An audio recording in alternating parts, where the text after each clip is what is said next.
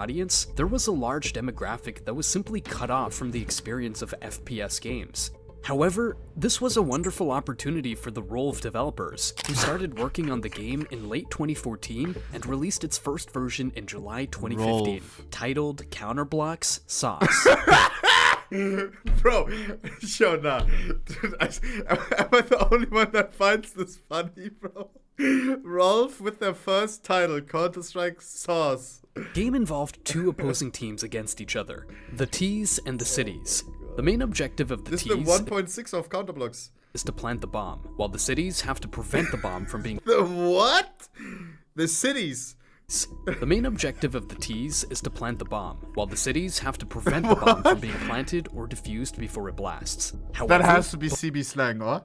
both teams also have an alternate path to victory, and that is to successfully eliminate all the members of the opposing faction. Even though the game had a lot in common with Counter-Strike with its gun sounds, maps, and user interface, it wasn't as smooth compared to the original game. Really? In order to improve that, Rolf released an updated version, Counterblocks Roblox Offensive, which sounds very similar to its original counterpart. This version had better graphics, gun recoil patterns, CB and even had skins for guns, which made the game even more engaging to play. As Counterblocks grew in popularity, this led to the creation of a competitive league called the CBCL.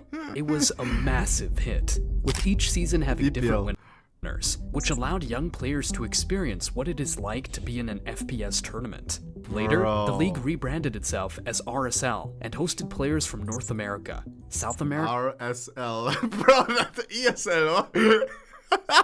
Bro. Europe, and even Asia. This received massive support from both the competitive and casual players. There is a competitive scene in Counterblocks. I knew it existed, but this is so much better than I expected. I expected young 13-year-olds with laptop mics, but nope. You all sounded like teens with good mics, and you guys are actually playing really well. This actually blew my mind. However, the game would soon lose its spot as one of the top FPS games on Roblox, and there were three major reasons behind its downfall, starting with... Is Laurent one of the reasons?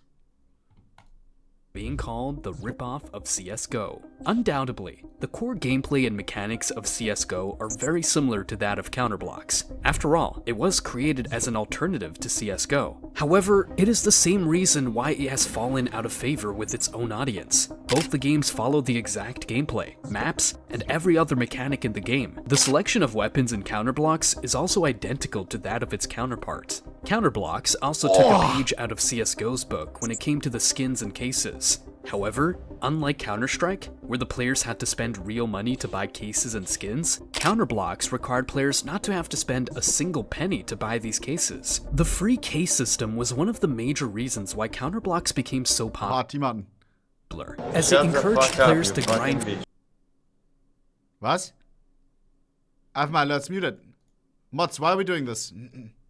I know that you did it via the overlay. Can you please not? Thank you.